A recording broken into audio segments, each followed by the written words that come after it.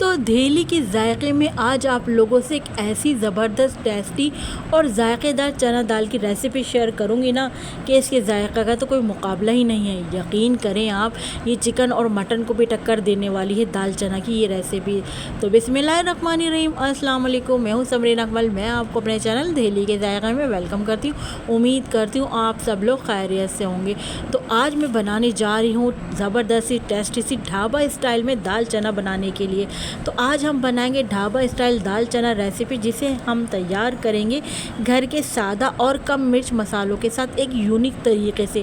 तो मेरे स्टाइल से तैयार की जाने वाली दाल चना जायके और खुशबू में बेहद कमाल की तैयार होती है। उम्मीद करती हूँ एक अलग रेसिपी आप लोगों को पसंद आएगी। तो जिसके लिए आप लोगों ने क्या करना है, सबसे पहले दहेली के जायके सब्सक्राइब कर लेना है, बेल के बटन को ज़रूर प्रेस करना है। इससे मेरी हर नई आने वाली इसी तरह की यमी यमी समर रेसिपी सब बकरा ईद रेसिपीज आपको फौरी देखने को मिलेगी। रेसिपी को भी से लाइक कर दीजिए क्योंकि ये बहुत मज़े की और टेस्टी रेसिपी होने जा रही है।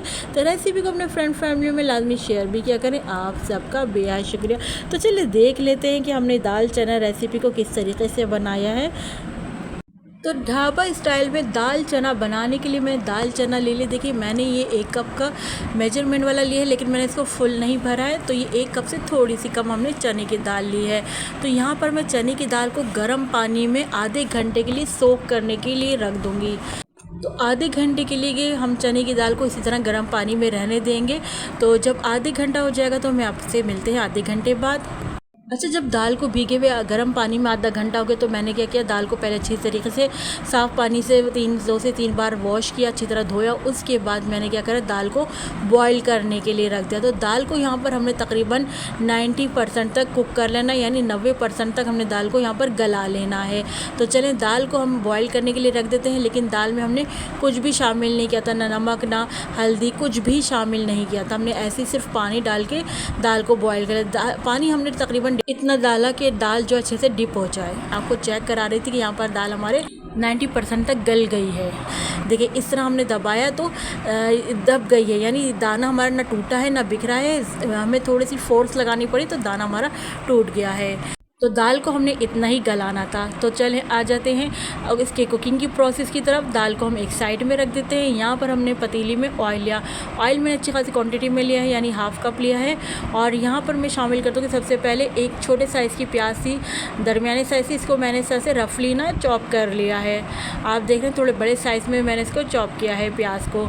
तो यहाँ पर प्याज को मैं फ्राई कर लूँगी। अच्छा, यहाँ पर प्याज को मैंने इतना फ्राई करना है कि इसका जो कच्चापन है यानी दूर हो जाए, नहीं सॉफ्ट हो जाए प्याज ना, इतना हमने प्याज को यहाँ पर फ्राई कर लेना है। तो आपको मैं दिखाती हूँ कि देखिए ये प्याज हमारी जो है सॉफ्ट होने की तरफ आती जा रही है। अच्छा, इस मोमेंट पे आप लोगों को मेरी रेसिपी ज़रा सी भी अच्छी लग रही तो प्लीज़ दहेली के जायके को सब्सक्राइब कर लीजिए, बेल के बटन को ज़रूर प्रेस कीजिएगा। इससे मेरी हर नई आने वाली इसी तरह की समर रेसिपीज़ और बकरा ईद रेसिपीज़ आपको फौरी देखने को मिलेगी। रेसिपी को लाइक तो अभी से कर दीजिए क्योंकि बहुत टेस्टी, बहुत कमाल की रेसिपी होने जा रही है। और रेसिपी को अपने फ्रेंड फैमिली में लाजमी शेयर भी किया करें। आप सबका बेहद शुक्रिया। तो देखिए यहाँ पर प्याज हमारी जो है सॉफ्ट होने की तरफ आ रही है। तो अब हम क्या करेंगे, यहाँ पर हम प्याज को जो है एक प्लेट में निकाल लेंगे। तो तमाम प्याज को मैं एक प्लेट में निकाल लूँगी। देखिए प्याज यहाँ पर हमारी इस तरह से देखिए पिंकिश कलर की हो गई है। देखिए तो तमाम प्याज को हम यहाँ पर निकाल लेंगे। अच्छा, जब तमाम प्याज को हम निकाल लेंगे तो ये देखिए तमाम प्याज को हमने एक प्लेट में इस तरह से निकाल लिया। अब इसी ही बचे हुए ऑयल में मैं क्या करूँगी, मैंने एक बड़ी इलायची ली और हरी इलायची ली। दोनों इलायची को मैंने कूट कर यहाँ पर शामिल कर दिया है, बड़ी इलायची छोटी इलायची को। अच्छा, अब दोनों को हम ऑयल में फ्राई कर लेंगे ताकि इनका जो फ्लेवर है ना हमारे ऑयल में आ जाए। तो अब आ जाते हैं लहसुन अदरक का पेस्ट की तरफ। 1 टेबल स्पून मैंने यहाँ पर लहसुन अदरक का पेस्ट शामिल कर दिया। लहसुन अदरक के पेस्ट को मैं ऑयल में अच्छे से यहाँ पर फ्राई कर लूँगी। तो देखिए 1 मिनट तक मैं यहाँ पर लहसुन अदरक के पेस्ट को फ्राई कर लूँगी। साथ में मैंने यहाँ पर शामिल कर दूँगी 1 टीस्पून सफ़ेद ज़ीरा शामिल कर दूँगी। ज़ीरे को भी यहाँ पर मैं फ्राई कर लूँगी। तो जब तक ज़ीरे का कलर चेंज ना हो जाए, ज़ीरे को हमने जब तक फ्राई कर लेना है। अच्छा जी, अब शामिल करते हैं यहाँ पर एक दरमियानी साइज़ का मैंने टमाटर लिया, उसको मैंने क्या करा, पील कर लिया ना। पहले मैं इसको छिलका उतार लिया, फिर मैंने इस तरह से कटिंग करके टमाटर को शामिल कर लिया है। अब टमाटर को क्या करना है, हमने यहाँ पे सॉफ्ट होने तक पकाना है। तो मैं क्या करूँगी, यहाँ पे टमाटरों के ऊपर जो है ना मैं नमक शामिल कर दूँगी, ताकि इससे क्या होगा हमारे टमाटर जल्दी सॉफ्ट हो जाएंगे। तो 1 टीस्पून मैंने यहाँ पर नमक शामिल कर दिया है। मिक्स करेंगे और कवर लगा के रख देंगे तकरीबन 5 से 8 मिनट के लिए। तो चले मिलते हैं हम आपसे 5 से 8 मिनट बाद, यानी टमाटर के सॉफ्ट होने के बाद। तो देखिए यहाँ पर टमाटर को सॉफ्ट हुए 8 मिनट हो गए, तो टमाटर जो है हमारे अच्छे से यहाँ पर सॉफ्ट हो गया। मैं क्या करूँगी, टमाटर इनको स्पैचुला की मदद से इस तरह प्रेस करती जा रही हूँ, ताकि तमाम टमाटर अच्छे से मैश हो जाए ना।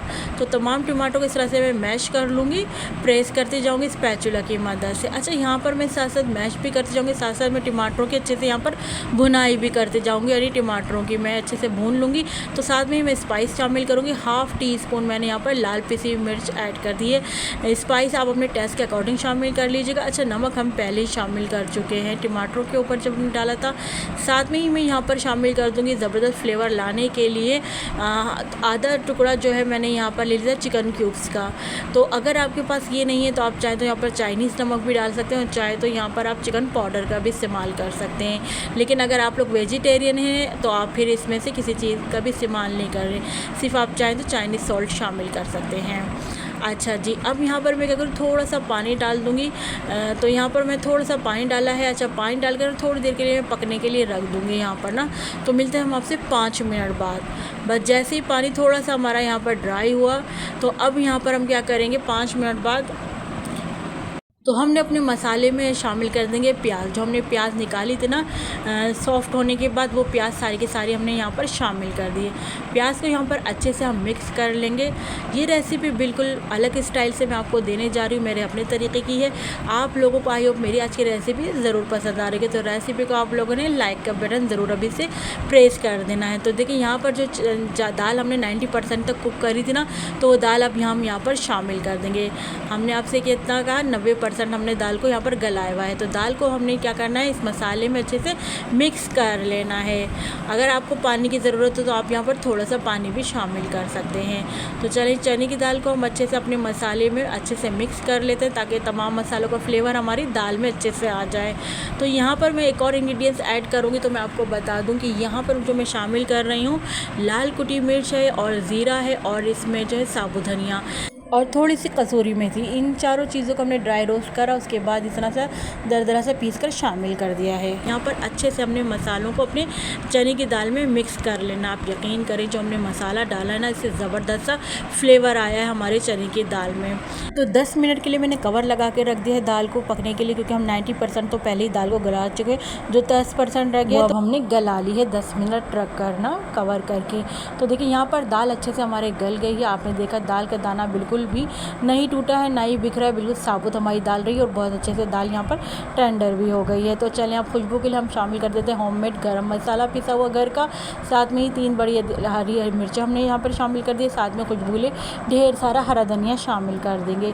लीजिए, ज़बरदस्ती ढाबा स्टाइल में हमारी चने की दाल तैयार हो गई है। आप लोगों ने इस बार मेरे तरीके से चने की दाल को बनाना, यकीन करें मैं कहती हूँ खाकर मज़ा आ जाएगा। ये बहुत टेस्टी, बहुत मज़े की बनी थी। ख़ास करके हमने जो इसमें मसाला शामिल किया था ना, वो मसाला आपने लाजमी डालना है, उससे बड़ा ज़बरदस्त फ्लेवर आया था। अब हमने अपनी दाल को, चने की दाल को सर्विंग डिश में निकाल लिया है। आप देखिए माशाल्लाह से इसकी लुक चेक करें आप, क्या ज़बरदस्त हमारी चने की दाल की लुक आई है। तो आप लोगों ने इस चने की दाल को एंजॉय कर लेना है गर्मा गर्म तंदूर की रोटी के साथ, गर्मा गर्म चपाती के साथ भी बहुत मज़े की लगेगी। और जो हमने कैरी का अचार बनाया ना, यकीन करें उससे तो बहुत मज़ा आएगा आपकी इस दाल को। आप लोगों ने मुझे ज़रूर फीडबैक देना है कि आज की मेरी रेसिपी, चने की दाल की रेसिपी आप लोगों को कैसी लगी। मुझे आपके प्यारे से कमेंट का इंतज़ार रहेगा। तो चले चलती हूँ, क्योंकि मैं आप लोगों के लिए इसी तरह मज़े मज़े की यमी समर रेसिपीज़ और बकरीद रेसिपीज़ लेकर आप लोगों की खिदमत में हाजिर होती हूँ। जब तक के लिए मुझे समरीन अकमल को दहली के जायके से इजाज़त दीजिए। अल्लाह हाफिज़।